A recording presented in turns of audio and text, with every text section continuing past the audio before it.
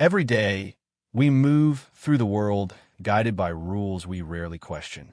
We stop at red lights, even when the streets are empty. We line up in orderly queues, even when no one is watching. We nod along to slogans, trends, and social cues, often without a second thought. Most of us believe we are free, that our choices are our own. But what if the most powerful form of control is the one we never notice? Consider this. In a crowded city square, hundreds of strangers move in perfect synchrony. No one shouts commands. No one wields a weapon. Yet, everyone obeys the same invisible script. The traffic lights blink and the crowd flows. Billboards flash and eyes turn. A subtle choreography unfolds, orchestrated not by force, but by something far more elusive. This is the world we inhabit, a world shaped by silent signals, unspoken expectations, and a subtle language of obedience. It is a language woven into the fabric of our daily lives, so familiar that it becomes invisible. We rarely pause to ask, who wrote these rules? Why do we follow them? And what happens when we don't?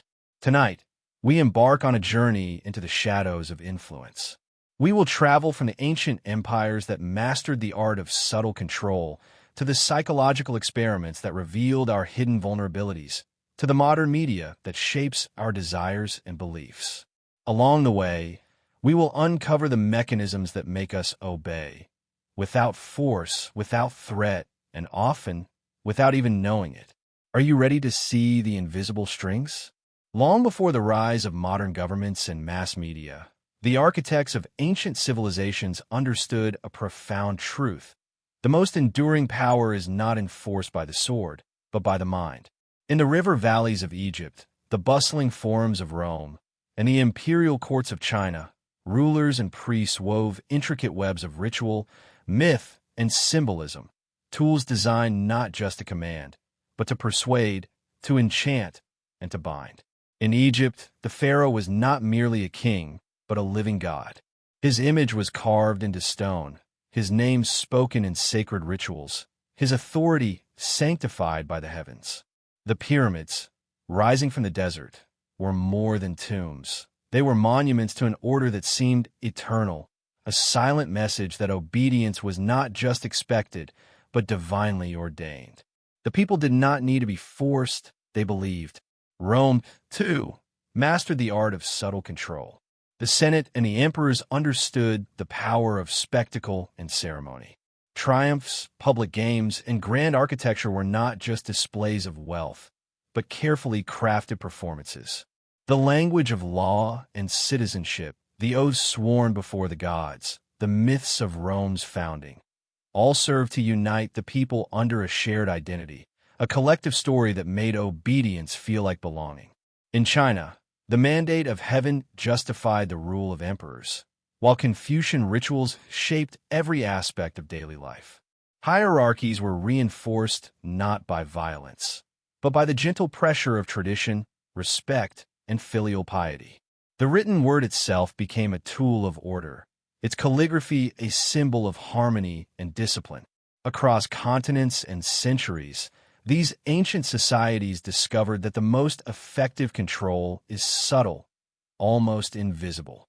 Rituals, myths, and symbols became the silent architects of obedience, planting seeds that would grow into the sophisticated systems of influence we encounter today.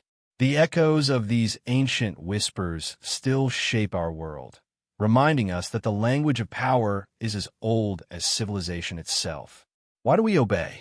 Is it fear of punishment, or something deeper, something woven into the very fabric of our minds? To answer this, we must look not just at history, but at ourselves.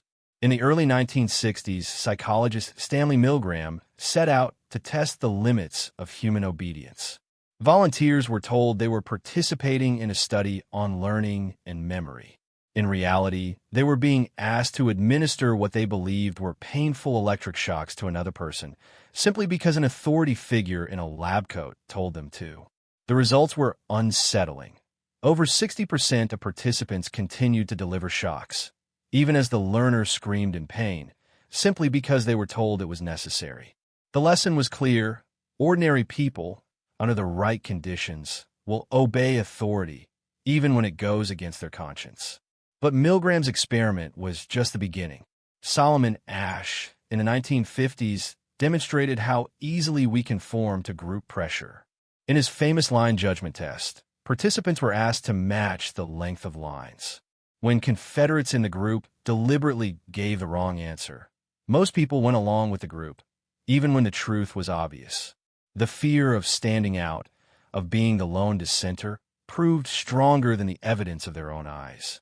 Then came the Stanford prison experiment, led by Philip Zimbardo. College students, assigned to play guards and prisoners in a simulated prison, quickly descended into cruelty and submission. The roles and the environment, not any explicit threat, were enough to transform their behavior. The experiment was cut short after only 6 days, but its message endures. Context and authority can override our deepest values. Why are we so susceptible? Evolution offers clues. For our ancestors, survival often depended on group cohesion. Those who defied the tribe risked exile, and with it, death. Obedience became a survival strategy, hardwired into our psychology. Even today, the fear of social exclusion, the comfort of certainty, and the desire to belong drive us to conform. But not all obedience is enforced by threat. There is a subtler force at work, what political scientist Joseph Nye called soft power. This is the ability to shape preferences, to guide behavior, not through coercion, but through attraction, persuasion, and the careful framing of choices. Soft power is the gentle hand that nudges us, the voice that whispers what is normal, desirable, or right. We like to believe we are independent thinkers, immune to manipulation. Yet, the evidence suggests otherwise. Our minds are vulnerable to authority, to the crowd, to the subtle cues that shape our reality. If we are so easily swayed, what hope do we have of true autonomy? Or is obedience, in some form, an inescapable part of being human? The answers are not simple, but the questions are essential. Power rarely announces itself with shout. More often, it whispers through words, symbols, and the careful framing of reality. The most effective forms of control are not those that force us to obey, but those that make us want to obey, or better yet, never even notice that we are obeying at all. Consider the language of war. When governments speak of collateral damage instead of civilian deaths, the horror of violence is softened, sanitized, made palatable.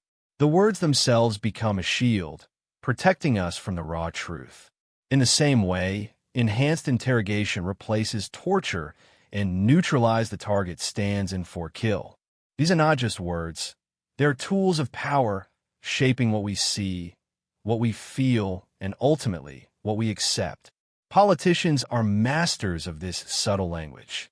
They speak of reform instead of cuts, freedom instead of control, security instead of surveillance. Each word is carefully chosen, loaded with emotional weight, designed to frame the debate before it even begins. The framing effect is powerful. How a question is posed can determine the answer we give, even when the facts remain unchanged. Attacks can be called a burden or an investment. Immigration can be framed as a crisis or a renewal. The words we hear shape the world we see. Advertisers, too, understand the art of subtle influence. A logo is not just a symbol. It is a promise, a story, a feeling. The golden arches of McDonald's, the swoosh of Nike, the bitten apple of Apple. These are more than brands. They are cultural icons, embedded in our collective consciousness. Through repetition, association, and emotional appeal, these symbols become shortcuts in our minds, guiding our choices without us ever realizing it. Media outlets wield similar power. The stories they choose to tell, the images they select, the headlines they write, all frame our understanding of reality. Selective storytelling can make some events seem urgent and others invisible. A protest can be described as riots or demonstrations, a leader as strong or authoritarian. The framing is rarely neutral. It is a subtle nudge, a quiet push in one direction or another. Behind these techniques lie powerful psychological mechanisms. Priming, for example, is the process by which exposure to one stimulus influences our response to another. If we hear the word danger repeatedly, we become more alert, more fearful, more willing to accept measures we might otherwise reject. Anchoring is another tool. The first number or idea we encounter sets a reference point, shaping all subsequent judgments. If a product is on sale from $100 to $50, the $100 anchor makes $50 seem like a bargain, even if the true value is far less. Repetition is perhaps the most potent weapon of all. The more we hear something, the more likely we are to believe it. This is known as the illusory truth effect. Repetition breeds familiarity, and familiarity breeds acceptance. Propaganda relies on this principle, repeating slogans, images, and ideas until they become part of the background noise of our lives. Symbols, too, carry immense power. Flags, uniforms, badges, and even colors can evoke loyalty, fear, or trust. The swastika, the hammer and sickle, the stars and stripes. Each is a visual shorthand for a complex web of beliefs and emotions. These symbols bypass rational thought, speaking directly to our instincts and emotions. The subtle language of power is everywhere, woven into the fabric of our daily lives. It is in the words we use, the stories we tell, the symbols we revere. It shapes our perceptions, our beliefs, and our actions, often without our conscious awareness. To see it is to begin to understand how obedience is crafted not through force, but through the gentle, persistent shaping of reality itself. But if language can be used to control, it can also be used to liberate. The first step is to recognize the invisible scripts that guide us, to question the words and symbols that shape our world.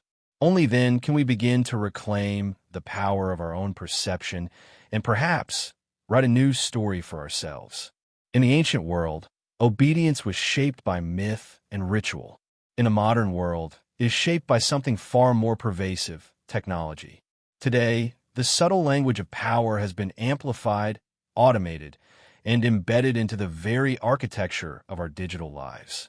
Every time we unlock our phones, scroll through a feed, or click a link, we are entering a landscape designed not just to inform, but to influence. Algorithms, those invisible lines of code, curate what we see, what we hear, and even what we think about. They learn our preferences, our fears, our habits, and then serve us a reality tailored to keep us engaged, compliant, and predictable. Social media platforms are the new town squares, but they are not neutral spaces. The content we encounter is not random. It is selected, ranked, and delivered with precision. Viral challenges sweep across the internet, prompting millions to mimic the same dance, repeat the same phrase, or share the same meme. Trends are not just followed, they are engineered. The result is a kind of crowdsourced obedience, where conformity is rewarded with likes, shares, and fleeting moments of digital fame. But the stakes are higher than they appear. Echo chambers form as algorithms feed us content that aligns with our existing beliefs, reinforcing our biases and insulating us from dissent. The more we engage, the more the system learns, and the more it shapes our reality. Cancel culture emerges as a new form of social control, where deviation from the accepted script can lead to public shaming, ostracism, or worse. The boundaries of acceptable thought are policed not by governments, but by the collective will of the crowd, amplified and enforced by technology. Misinformation spreads with unprecedented speed, blurring the line between truth and fiction. Deepfakes, bots, and coordinated campaigns can manufacture consensus, sway elections, and incite outrage. The subtle language of obedience is now written in code, its reach extending into every corner of our lives. At the heart of this new order is the commodification of attention. Surveillance capitalism, as described by Shoshana Zuboff, is the business of capturing, analyzing, and monetizing every click, every like, every pause. Our desires, fears, and habits are tracked, predicted, and sold to the highest bidder. The goal is not just to sell products, but to shape behavior, to nudge us toward certain choices, certain beliefs, certain forms of obedience. Influencers, once ordinary individuals, now wield extraordinary power. Their endorsements, opinions, and lifestyles become templates for millions. The line between authenticity and manipulation blurs, as personal brands are crafted to maximize engagement and profit. We follow, we imitate, we obey, often without realizing it. In this world, obedience is no longer imposed from above. It is crowdsourced, automated, and internalized. The invisible strings are now woven into the fabric of our digital existence, guiding our actions with a subtlety and efficiency that ancient rulers could only dream of. But the question remains, in a world where our choices are predicted and nudged by unseen algorithms, is obedience now more pervasive than ever? Or have we simply traded one form of subtle control for another, more sophisticated one? The challenge is to recognize these new forms of influence, to question the scripts we are given, and to reclaim the power to choose for ourselves. The puppeteers of the digital age are not always easy to see, but their influence is everywhere, shaping not just what we do, but who we become. The first step to freedom is awareness, the willingness to look beyond the screen, to see the strings, and to ask, who is really pulling them?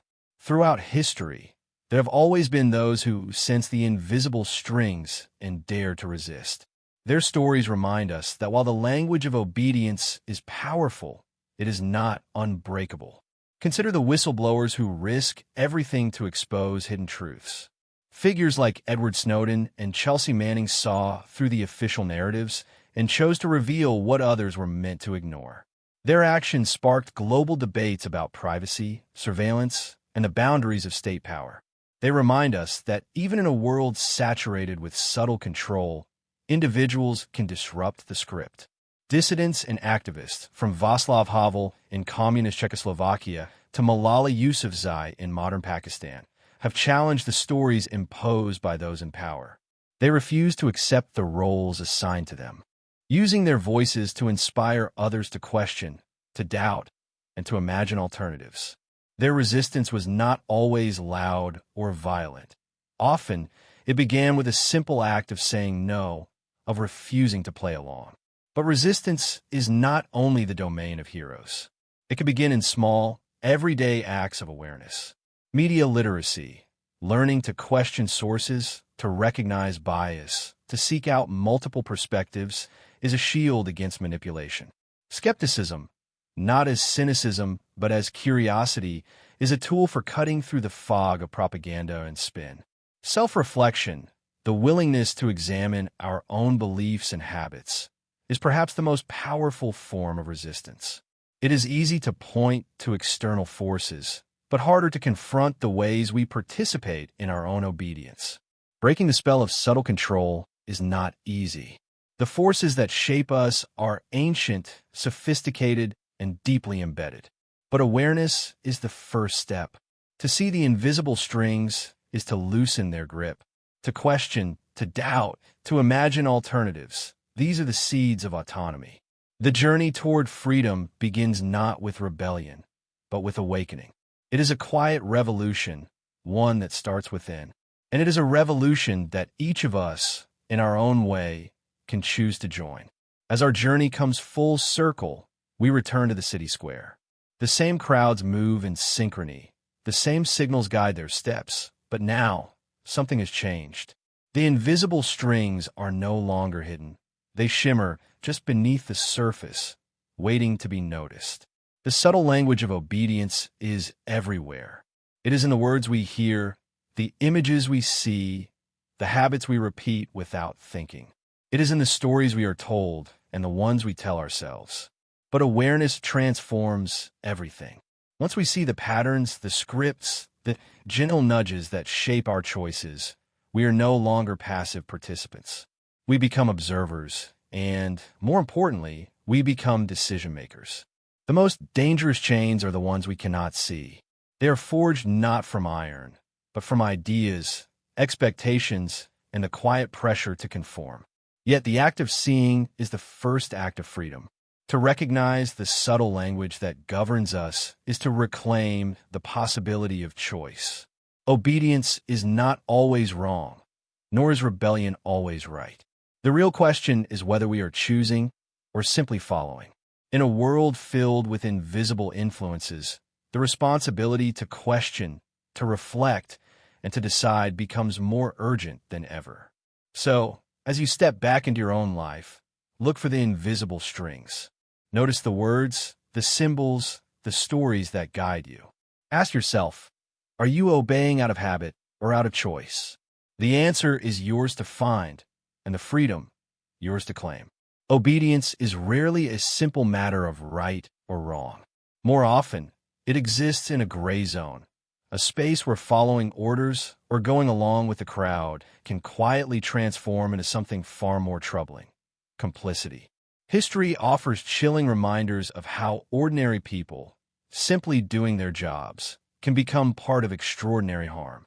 In the aftermath of World War II, the Nuremberg trials revealed a haunting defense repeated by countless bureaucrats, soldiers, and officials. I was just following orders. These were not monsters, but clerks, accountants, and secretaries. People who stamped papers, filed reports, and kept the machinery of atrocity running smoothly. Their obedience was not marked by violence, but by routine, by the quiet acceptance of the unacceptable. But the gray zone is not confined to the past. In the modern world, complicity often wears a subtler mask. An employee witnesses unethical practices at work, but stays silent, fearing backlash or simply wanting to keep the peace. A citizen scrolls past injustice, telling themselves it's not their problem. On social media, users share or like harmful narratives, not out of malice, but out of habit, boredom, or the desire to fit in. Each small act seems harmless, but together, they sustain systems of harm.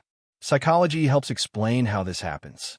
The diffusion of responsibility makes us feel less accountable when others are involved. If everyone is doing it, who is to blame? Moral disengagement allows us to rationalize our actions, convincing ourselves that we are not responsible, that we are just a small part of a much larger machine. Over time, the normalization of deviance sets in. What once seemed unthinkable becomes routine, even invisible. Philosopher Hannah Arendt called this the banality of evil, the unsettling idea that great wrongs are often committed not by fanatics, but by ordinary people who fail to question, who obey without thinking, who let the machinery of harm run unchecked. Stanley Milgram's experiments echoed this, showing how easily people can be led to inflict pain simply because an authority figure told them to.